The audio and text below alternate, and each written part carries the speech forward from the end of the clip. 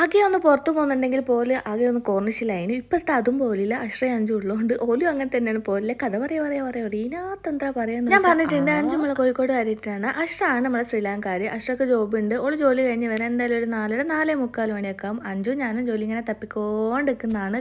കാണുന്ന സൈറ്റിലൊക്കെ അപ്ലൈ ചെയ്ത് ചില ജോബ് സൈറ്റ് നോക്കുമ്പോൾ തന്നെ ചില റിക്വയർമെന്റ്സിൽ വരുന്നത് തന്നെ ഇവിടുത്തെ എക്സ്പീരിയൻസ് ആണ് must.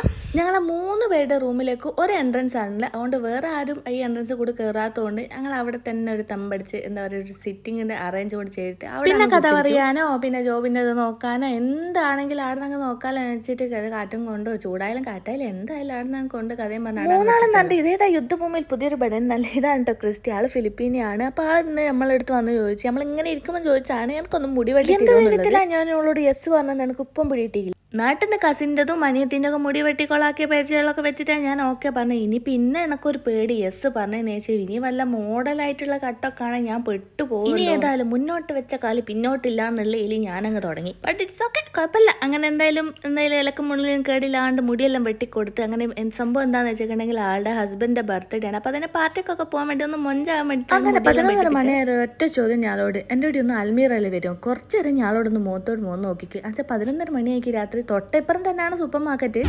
Say yes or no. Yes. ആദ്യം ഒന്ന് മുഖത്തോട് മുഖം നോക്കില്ല, പിന്നെ ഒരു പാച്ചലായി. പിന്നെ എല്ലാവരും പെർമിഷനൊക്കെ എടുത്ത് വേഗം കിട്ടിയ വെറുതെയൊക്കെ എടുത്ത് സൂപ്പർ മാർക്കറ്റിലേക്ക് സംഭവം അടുത്തിര തിന്ന് ഞമ്മക്ക് തന്നെ കേക്ക് വാങ്ങി തരാനാണ്. മറ്റൊരു വീഡിയോയിൽ കാണാം. Okay bye.